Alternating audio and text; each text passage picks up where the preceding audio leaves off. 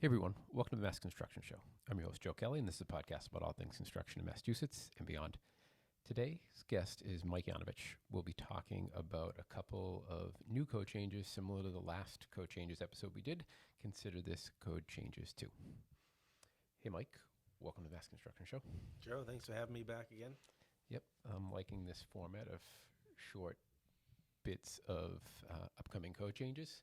And I think we're going to try and record this one today. So we're both going to do our best to look at the camera and then look back and forth at each other as we're talking. So we'll see how this train wreck of a setup goes. Excellent. Let's do it. Yep.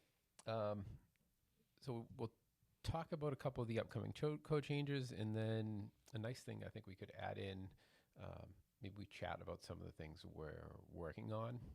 And in particular, we were both working on a restaurant thing, and then Nightclub designation came up. So I thought maybe we could talk about that at the end. Right. Now, all right, up first. You want to go first, or you want me to go first? You go first. Okay. I think I went first last time. Yeah, perfect. So Chapter 17, Firestopping. Now, this one came up even before the code changes. I've had some people reach out in frustration where they got hit with this requirement and they knew nothing about it. And, after a conversation with a few people, and they said, why isn't this stuff out there? These code changes happen. I need to have a third-party fire stopping inspection. And I just went through my CSL continuing ed. Why didn't anybody tell me about this? It's a great question. It probably wouldn't be a bad idea for the state to get critical items like that would affect CSL holders. Like that should be required hours. There's been a lot of talk.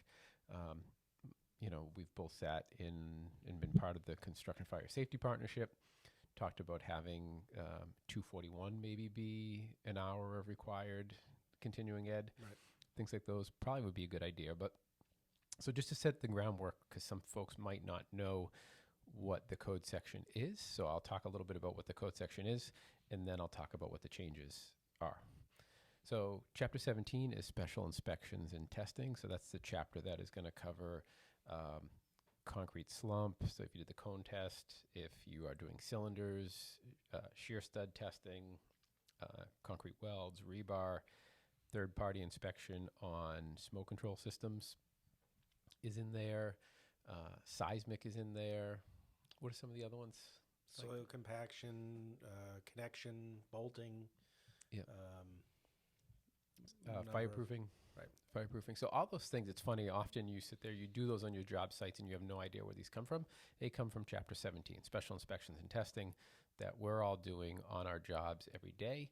And the last edition of the code added in third-party fire stopping. And so what that said is that you need to have a third party come out, and that's not the building official, come out and do inspections on your fire stopping, both through penetrations, membrane penetrations, and then top of wall, bottom of wall, slab edge, or where they said you had shaft wall meeting a block wall, they're both rated, that joint as well. So joints and penetrations, both membrane and through, all need to be inspected.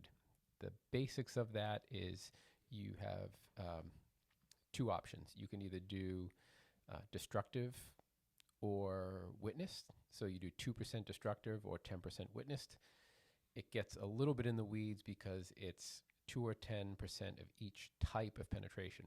So if you have ductwork, that's one type. If you have potentially, metal conduit, that's another kind. MC cable, that's a different type. Copper pipe versus steel pipe, size of pipe matters, more than one penetration, low voltage cabling. All these things can add up to different. There's a lot. If you think about a building and, how much wiring, how much HVAC, how much plumbing goes through this building, low voltage wire, there are a lot. There are a lot of different types of penetrations. So it like you said, it adds up. Yeah, and if you look at it, if you say, okay, I'm doing destructive testing, which means I cut like a pie shape out of the fire stopping that's installed, make sure you have the right thickness in the mineral wool. In some cases, the direction of the mineral wool matters. The thickness of the fire stopping, the space between the pipe and the opening, how big is that? So there's a lot of factors that go in there. That's what most people have been doing, is that 2% destructive. But that can be really deceiving too, because it is 2%, not less than one of each type. And then that is per floor. And then I believe it's not greater than 10,000 square feet per floor. So if you had a 20,000 square foot floor, you'd have to do one of each type on each section of that floor. So you do two of each type because you do 10,000 in one area, 10,000 in the other, and then you have to do it on every floor. So very quickly, it adds up to be a lot of inspections. And historically, even though this hasn't been happening this long, the people that have adopted this more recently have a pretty high failure rate at first until they get up and going. So that's fire stopping. That's a code change from the last one. What is the code change that's happening now? The 2021 edition says that you now have to do it for residential construction with 250 occupants or more. So if there's 3 people in one apartment, that's going to count as 3. It's not the number of units, it's the number of occupants. Right, and I think that's a significant nuance, or maybe not a nuance, but a significant portion of that code is, 250 people adds up very quickly when you're looking at square footage, depending on the size of the units. And it's not bedrooms.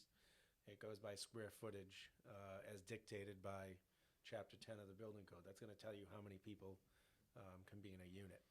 Yeah, so you probably start to hit 80 to 100 units, and you're looking at third-party fire inspections on fire stopping. What was in the last code said that if anything in a high-rise, so you're building a new high-rise, you're doing a tenant fit-out in a high-rise, that needed to comply. And then they have an obscure kind of table in the Chapter 16, the structural design chapter. There's a table in there, and they said anything that was in risk category 3 or 4, so that loosely translates to schools and colleges. I think schools, that 250 number again, so that's K through 12, 250, colleges, 500 occupants. There's also, if you're doing like a fire police station, something like that, you need a few of the IUs groups. So basically, if the person can't get out of the facility on their own, it's a surgery place, it's a rehab, it's a prison, any of those things need it. And then there's a couple of other obscure ones. But this recent edition changes and adopts the residential piece with the 250 units. That is a big one. In my opinion, I don't know how you feel, Mike. I think that probably always should have been there. I mean, you have light frame, podium construction. We see these fires. There's quite a bit of hazard there. I for one, I think this is a good code change. Right. I think, in my experience, many building departments have been pushing towards this anyway, not as a code requirement, but finding that having the third parties involved, having a third-party installer. So there are companies out there who are just doing Firestop. That's what their job is. That's what their company is, doing Firestop. In fact, an offshoot of a company over in Brighton has a small part of their company that just does Firestop now. So that combined with having a Firestop inspector, helps out a lot in the job. And I think a lot of building officials have been looking towards this anyway, especially like you said, with these podium buildings, with the number of penetrations that are going through the concealed space. It just makes it a lot easier and a lot more efficient than having multiple contractors with multiple different systems on a project, meaning Firestop systems. Somebody's using 3M and somebody's using Hilti and somebody else is using DAP or whatever. I think it's worked out well. No, that's a good point. And you layer on the fact that you're talking about light frame construction, OSB, probably pretty flammable stuff. LVLs, TGIs, you're looking at glued, laminated constructions. Yeah, and then when you get into the fact of all the different products, how to really manage that process, and people really need to get better at managing that process. We teach a class on it, if we're being frank, which is like when is third-party inspections required? What are some good best practices you can do to kind of alleviate some of those things? Mike's talking about, you go to one company doing all the installations, or you spec out everybody on this job uses 3M, or everybody uses Hilti, or everybody uses STI, but just get one product on there. That's another really good way to improve your odds.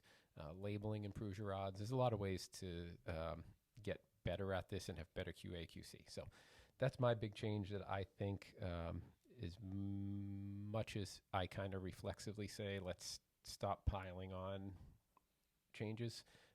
I think this one's a good one. I think it's something, like Mike said, is already kind of happening, even if it's incorrectly. There are some building officials asking for this even outside of the code requirement. So Right.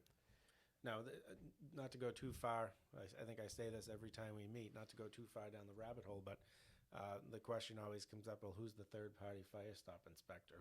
Who can do the inspection? And you see, just as I said, you have companies that are doing the installation pop up. You have other companies that are latching on to doing the third-party Firestop inspections. And who does the inspection is just as important as who is installing. Agreed.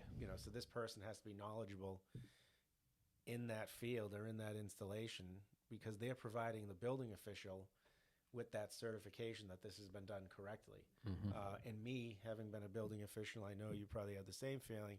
If I'm getting reports from a third party and I'm going to put my name on a permit or on a certificate, for that matter, when I was a building commissioner, I want to make sure that that person is, one, qualified and is doing the right thing when they're on the project.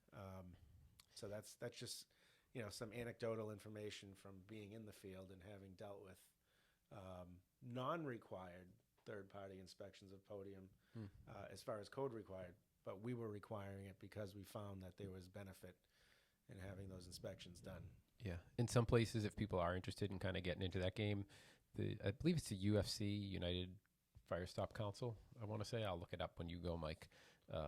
They offer a accreditation or certification in that, but really at the end of the day, it's just you have to exhibit knowledge and some history doing inspections, or you have a stamp or something like that. But there is no one particular certification that you have to be a Firestop inspector. Right. All right, moving on. My turn. Yeah, Mike's going to talk to us about Chapter 9 sprinkler systems. Yeah, significant change, especially when we're talking about these podium buildings, but not just podium buildings. We can start getting into 3 families and 4 families regarding the type of sprinkler system that you're allowed to have in a building. So coming down the pike here for the 21 code is the change to when you can use a 13R sprinkler system as opposed to when you have to use a full 13, or as we say, fully sprinklered building. Now, just as a matter of background, the difference in the systems really come down to unoccupied spaces like attics and basements and things like that. The 13 system requires that those spaces be sprinklered, whereas the 13R do not require things like places like attics to be sprinklered. Even closets, right? Correct. Yep. Closets, so you have omitted spaces versus spaces that can't be omitted, and those change as well. A good way to think about it is like 13D, which is a type of system, and 13R are life safety, whereas a 13 is both safety, life safety, and property. And when you're saying life safety, the ability for someone to get out of a building. Correct. You don't care about the property. You just want to make sure you can buy the people in the building a little more time to get out. Right. And then a 13 does both. It's supposed to be able to save the property as well as allow people to egress or get out of the building. So the history of this was you're allowed to go up to 4 stories and 60 feet high. So if you triggered either one of those 4 stories or 60 feet, because you can have overheight stories and large ceiling heights or tall ceiling heights and go up to 60 feet and still be 4 stories. So historically, you were 4 stories, 60 feet high. You could still use a 13R system, which is the residential limited area sprinkler system. The significant change that's coming in is you still have 4 stories. However, they're only going to allow you 30 feet in height.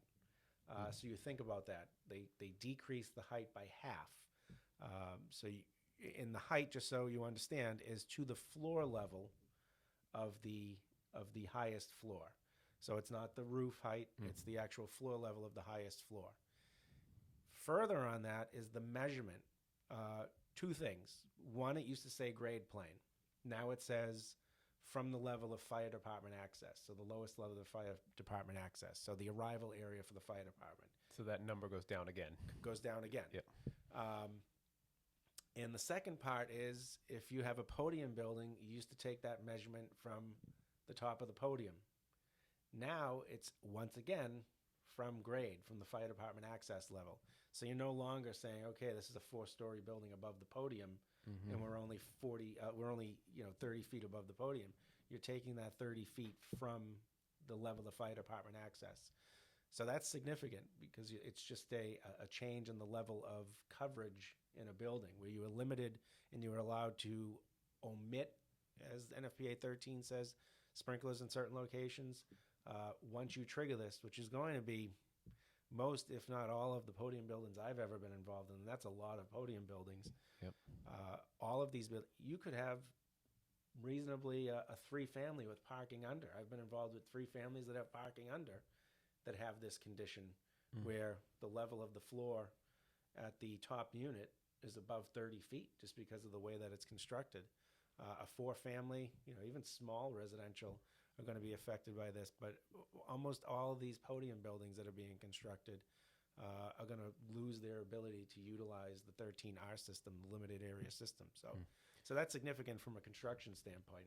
Yeah, I think a good little thing to talk about when you mentioned about measuring from the podium, it's a really convoluted process the way the whole podium construction is working. Right. But essentially they look at that as 2 distinct buildings. Right. The first floor is one building, the wood frame above is a second building, and in order to get that, there's these exceptions within the code that say that has to be a 3-hour separation between the 2, but because they're 2 different buildings, you could have been taking that measurement from off of building 1 to measure building 2, and Correct. now what you're saying is that goes away. Right, and the premise behind it was, they were essentially ignoring these unoccupied spaces that were above fire department access that were contributing to fires, and also, the ability for the fire department to access these spaces and the time it took them to access these spaces played into it. So that was the reasoning behind, and I remembered after looking at this, I was in Las Vegas when this was voted, and it was fairly, obviously the home builders associations and whatnot weren't too happy about it. And the fire service was absolutely happy about it.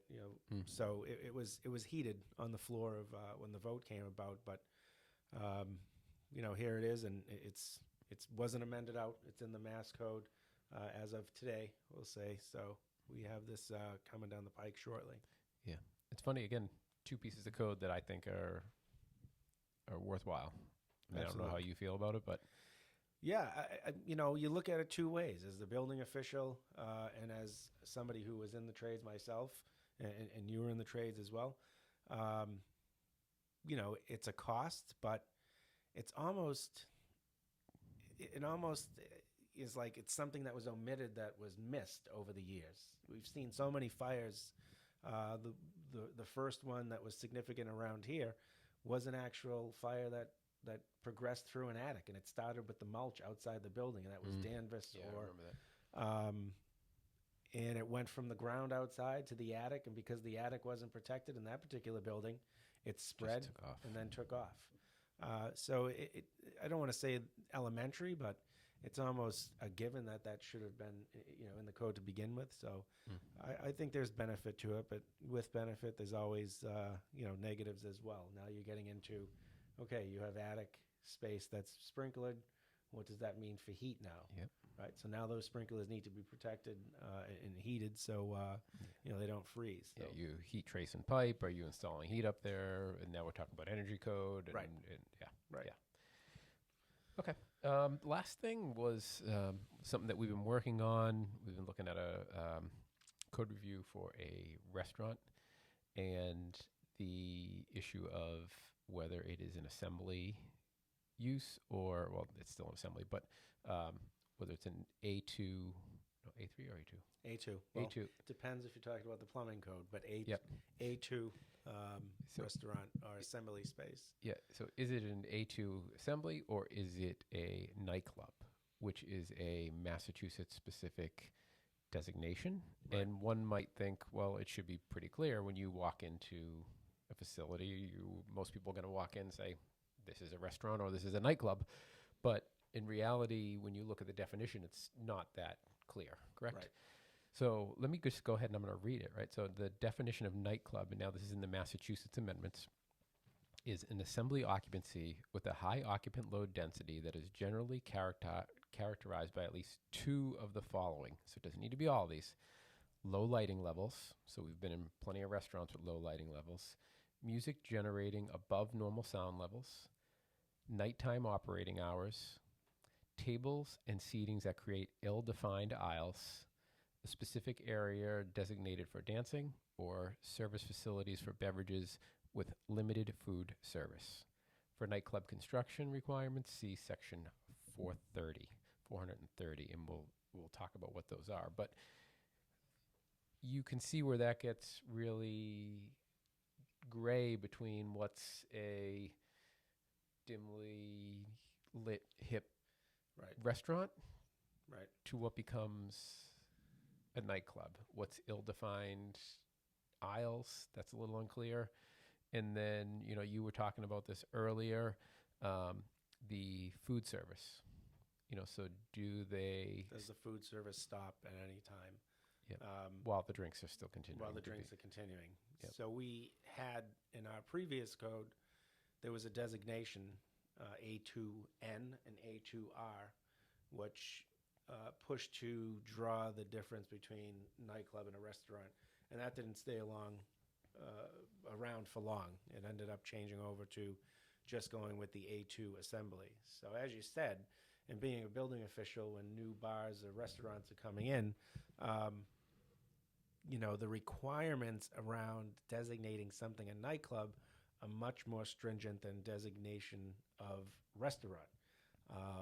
Post station nightclub fire, a lot of these requirements came in to the building code regarding sprinklers of assembly spaces, and then nightclub requirements, crowd manager requirements and crowd manager training as a condition of licenses, and then egress. So if you've ever seen the horrible, horrible video of the station nightclub fire, one of the main things you focus on is people at the door, and the door being open and people piling up at the door.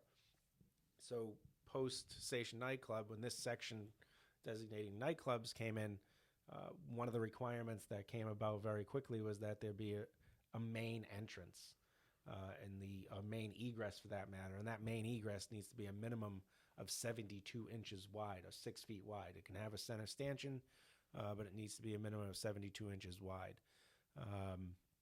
And on top of that, the sprinkler requirement. If anybody was around during that time post-station nightclub, there was a sunset date of, okay, if you have 100 people or more in your occupancy and you do not have sprinklers, you need to have sprinklers by this date. Yep. And I think, if my memory serves me right, I was downtown at the time. We had a couple of restaurants that didn't make it, were nightclubs that were designated nightclubs that didn't make it. And they shut down for a short period of time, but inevitably everybody ended up complying. So, or there was a rash of change of occupancies to 99 correct, right. people. So it was a posted occupancy of 99. Yeah. So if you're a nightclub, just you scroll through the mass amendments. The national code has requirements as well, but as far as foam plastics, we know where that comes from. Yep. That's specifically in the code. Once you designate it a nightclub, there's more stringent requirements around your interior finishes. Well, you're saying that. We're assuming there's a lot of younger listeners too, maybe might not be familiar, as frightening as that is. So what Mike's alluding to is the fire at the station nightclub was started by foam soundproofing, catching on fire. They were using pyrotechnics inside, caught the foam on fire, and it got out of hand. I've actually just recently heard there was a new documentary on the station nightclub fire that just came out. Someone was talking about it or sent it to me a couple of weeks ago. So folks might want to look at that. I think we were at the building department together when we actually watched We were able to watch, obviously in the city of Boston, there's a tremendous amount of bars and restaurants. Your friend from OSHA, Tim Irving, came in, and we watched the unedited video of the Station Nightclub fire, which was... It's a tough watch. Yeah. People have been to ISD in Boston. If you haven't, it's a very mixed group and very rowdy group, I would say, for the most part. And there was not a noise in the room. You could hear a pin drop in that room while we were watching that video. It was something interesting to see unfold. Yeah, the one thing that really stuck out with me is kind of gruesome and sad as this is. The door frame was full from the bottom to the top with people trying to get out, and it was just plugged. And the camera person that was going around, it was wintertime. I wonder if they released it because it was maybe an anniversary or something like that potentially. Maybe. But I remember you could see the guy or the woman was filming around the area, and you could see very little footprints in the snow. So there was more than one way out, but everybody was heading, just funneling to that same door, even though there was other options to get out. And there was very few people who took those other options, and everybody just rushed for that door. The reason behind that is most people are familiar with the way they came in. Yep. People are going to go back to the way they came in, and that's what ended up happening. And yes, the gentleman went around to the back. And ironically, when I was in the union, I worked for Mars Scaffold, and we used to go to the station to have lunch during the day when we were working in Rhode Island. And I was familiar with the horseshoe bar in the back where they used to serve the food. So the alley behind had snow on it that day, and there were 0 footprints in the snow at that second means of egress out of the back because everybody went to the same door. So yeah. And if you're looking at what code resulted, is like Mike was just pointing out, the foam and interior finishes, that's in there. And then the main exit that Mike was talking about now needing to be 72 inches, knowing that everybody's going to go back to that main exit that they came in. So that's kind of how code happens. Often it's a tragedy. The local hot work certification, that was due to a local tragedy as well. So a lot of times it's a result of unfortunate things that's changed the code, but that's what we're dealing with here in Massachusetts. And the nightclub one can be tricky because people think it's pretty obvious what a nightclub is versus a restaurant. But when you look at that definition, it becomes muddy real quick. Right. Yeah, and the other issue with that is once you're designated nightclub, a restaurant doesn't necessarily have the requirement for what we call shunt trip, meaning if the fire alarm goes off and you're in a nightclub, some of these nightclubs, it can be so loud that you're not going to hear the fire alarm, or you may think it's part of the music that or strobe lights are going. So the requirement is once you hit a nightclub that in Massachusetts, the lights go off, the house lights come up, the music stops, and any visual or any distraction is stopped. So you have lights up, music off, and that way there you can hear the fire alarm or any announcements for that matter. Yep. Okay. All great stuff. I looked it up while Mike was chatting. It is the International Firestop Council. If you want to check them out, I believe they have a certification you can get to become an inspector. I don't know. Yeah, it's a special inspector exam. So they have a special inspector certification. If you are the type that would like to do that, I can't imagine I'd want to do that for a living. But that's out there. It's interesting stuff. And please let us know what you think. If you're watching this on YouTube or on the video, tell us if you liked this setup. We looking like we're news anchors here, I think. Really sloppy news anchors, but that's the vibe going on. If you're just listening, and if you are just listening, please let us know.